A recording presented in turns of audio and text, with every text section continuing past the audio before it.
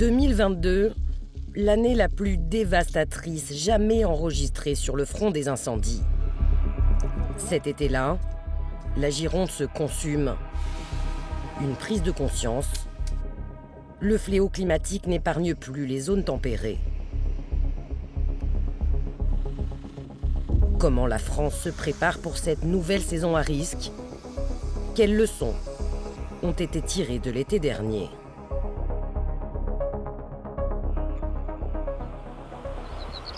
Retour dans le sud-ouest à l'arrivée des beaux jours. Ici se dresse une géante de sable, la dune du Pilat. À ses pieds, un paysage meurtri par la catastrophe de l'été dernier. Pas de promeneurs en forêt, des campings toujours à terre quelques semaines avant leur ouverture annoncée. Mais l'un d'eux renaît déjà de ses cendres. Tout ça, c'était brûlé. Donc on a vraiment tout refait. Franck Couder dirige le camping des Flots Bleus. Et en plus, je suis là, je surveille. Après des mois de travail sans relâche, objectif réussi. Le camping est prêt à accueillir les vacanciers dès l'ouverture de la saison. Nous, c'est la première fois qu'on revient dans le Ouais. là. Putain, vous avez bossé quand même. Ouais. Ça va vite, hein. Le camping des Flots Bleus est célèbre grâce à un film français très populaire. Célèbre aussi désormais à cause de la catastrophe de l'été dernier.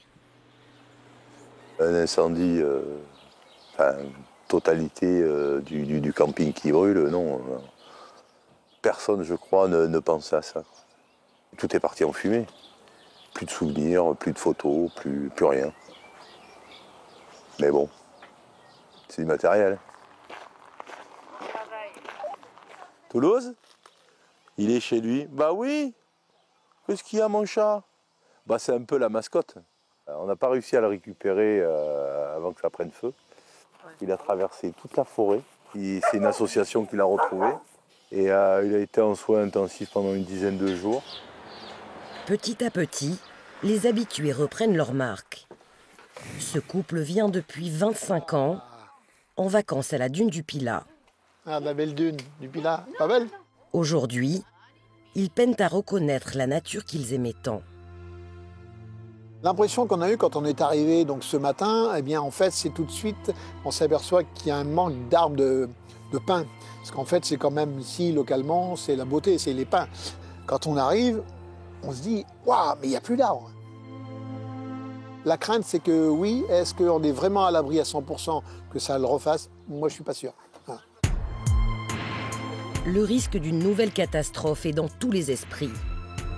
Pour l'éviter, la Gironde est en alerte, à commencer par les pompiers, toujours en première ligne. Le feu qui est arrivé sur nous, mais à une force. Des deux côtés, le feu, on était pris. Et on avait des jeunes de la sécurité civile. Avec nous qui. Il a fallu calmer. Ah ouais. Ouais.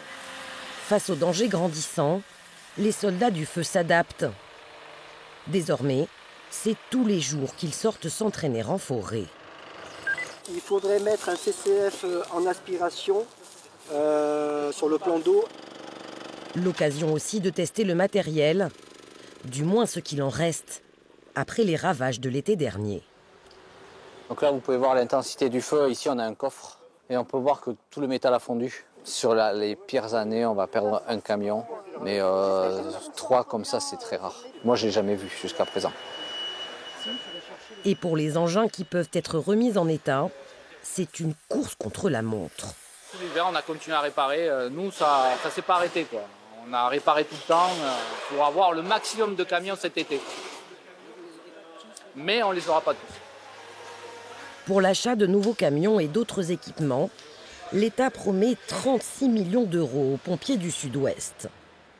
Des moyens supplémentaires ont aussi été accordés pour la prévention.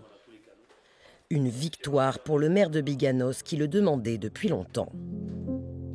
C'est une forêt qui est la seule forêt en France dont les règles datent du Moyen-Âge. Bruno Lafont préside la DFCI, la Défense des forêts contre les incendies en Aquitaine. L'association rassemble notamment les propriétaires forestiers qui détiennent 95% des landes de Gascogne. Désormais, ses membres sont officiellement chargés des patrouilles. Là, on va être en présence dans le massif forestier pour expliquer à ceux qui s'y promènent les jours où ils n'ont rien à y faire, parce que la forêt va se fermer les jours à haut risque, et puis pour dire à ceux qui ont des idées mal intentionnées qu'ils ne seront plus aussi tranquilles qu'à une époque. On avait un peu perdu l'esprit du risque feu de forêt dans la région.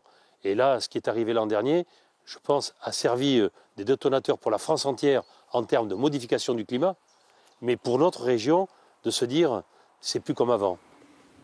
Le réchauffement climatique change la donne aux 4 coins de France. Dans le sud-est du pays, les pompiers du Var sont en mal d'eau. Moi, je vois à Draguignan, la Nartubie, là, qui est à côté de chez moi. Ouais, ça fait 1 an et demi que je ne l'ai pas vu en eau. Alors qu'habituellement, au printemps, à l'automne, il y a toujours de l'eau. Nouveau défi pour ces pompiers, remplir leurs engins. Serge de Neubourg fait l'état des lieux des ressources en eau disponibles. Je veux nous emmener par la route pour aller ici, si j'agrandis.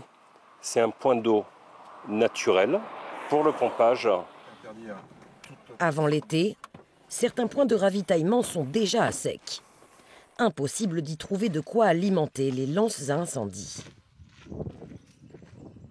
Ouais, on voit bien le niveau qui a quand même diminué, hein, Serge. C'est flagrant. Et puis bon, là, je crois qu'il n'y a pas suffisamment de hauteur d'eau pour les pompages. Nous voyons donc un point d'eau naturel alimenté par les eaux de pluie. Les eaux de pluie que nous n'avons pas eues ces dernières semaines. Si nous pompons dans ce point d'eau, les pompes vont pomper en même temps de la terre, de la boue, peut-être des branchages, et donc ça va endommager les pompes de nos camions. Donc nous ne pourrons pas nous en servir. Lorsqu'un point d'eau est hors d'usage, les pompiers doivent aller plus loin, parcourir plus de kilomètres pour se ravitailler. Ça fait des délais de transit, effectivement, de transit et forcément de remplissage des véhicules, et ça allonge les délais d'intervention. C'est du temps précieux que nous ne mettons pas à profit de la lutte. Pour compenser le manque de ressources naturelles, des réservoirs comme celui-ci sont implantés un peu partout dans le département. La citerne est pleine, 30 mètres cubes d'eau disponibles pour les sapeurs-pompiers lors de la lutte. Ce n'est pas suffisant dans la mesure où on peut constater que le volume n'est pas suffisant par rapport à un point d'eau, je dirais, naturel. Là, on a 30 mètres cubes, ça permet le ravitaillement de plusieurs engins, mais dans un espace-temps assez limité. Il y a aussi la possibilité, c'est ce que l'État a fait, notamment en renforçant les capacités des moyens aériens. L'avantage des moyens aériens, c'est qu'ils sont rapides, ils ont des volumes d'eau importants, ils se ravitaillent beaucoup plus facilement, beaucoup plus rapidement qu'un groupe d'intervention de sapeurs-pompiers. Parmi les moyens aériens, les fameux Canadair, capables d'écoper dans la mer et les grands fleuves, comme ici, sur le Rhône. On va descendre et puis de plus en plus, et après on va ce qu'on appelle arrondir l'avion sur l'eau, donc réduire les gaz. Une fois qu'on est posé sur l'eau, qu'on sort les écopes, en 12 secondes l'avion est rempli. Ces avions bombardiers d'eau sont stationnés à Nîmes, dans le Gard, à la base de la sécurité civile.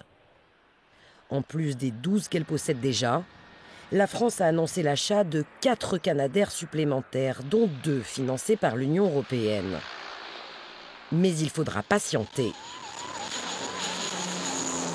Ces avions à 35 millions d'euros l'unité ne sont plus fabriqués. Le producteur de ces appareils a annoncé relancer sa chaîne de production l'année dernière. Le temps que les choses se mettent en place, ils annoncent un calendrier qui est pour le moment hypothétique, on ne sait pas exactement dire avec certitude, mais à compter de 2027, les premières livraisons des appareils commandés au niveau européen. La protection contre les incendies, ce n'est pas seulement éteindre les flammes, c'est aussi protéger la population. Cela passe parfois par des évacuations gigantesques comme en 2017 à Bormes-les-Mimosas dans le Var. Pour le recensement, mettez-vous par ligne s'il vous plaît. Il y en a 300 là ? Quitter les lieux des incendies avant l'arrivée des secours peut parfois s'avérer dangereux. Explication, dans ce quartier de bureaux en lisière de forêt à Aix-en-Provence. Ok, on est ouest là. L'idée, c'est vraiment de se mettre en sécurité dans le bâtiment et surtout pas de prendre son véhicule parce que c'est au moment où on va sortir du bâtiment, où on va être sous la végétation, c'est au moment où on va être dans son véhicule bloqué sur la chaussée qui va être forcément embouteillé que là, on prend des risques. Et on a des exemples de victimes. L'incendie du Portugal en 2017, il y a eu plusieurs dizaines de personnes qui sont mortes dans leur voiture sur la route. En fait. Bon, là, on voit qu'ils ont fait Ancien pompier, Sébastien Lahaye a quitté l'uniforme pour devenir chercheur, spécialiste des feux extrêmes. Son entreprise expertise les constructions en zone à risque. À la clé, des conseils personnalisés pour rendre sa maison plus résistante aux flammes. Voilà, idéalement, il faudrait supprimer la gouttière en PVC. C'est un endroit où les feuilles peuvent s'accumuler. Et puis on a un certain nombre de choses en bois, voire en plastique, qui sont à proximité immédiate de la maison, qu'il faudrait supprimer ou remplacer par des matériaux non combustibles. Sensibiliser la population, la loi anti-incendie votée en mai par l'Assemblée nationale va aussi dans ce sens. Si vous ne débroussaillez pas et qu'un incendie atteint votre maison, que vous n'avez pas fait le nécessaire, vous ne serez pas remboursé par votre assurance. Et la deuxième chose, c'est qu'il faut faire débroussailler par des entreprises agréées, par des gens qui savent faire en fait. Augmentation des amendes pour non-respect du débroussaillage obligatoire. Interdiction de fumer près des bois et forêts.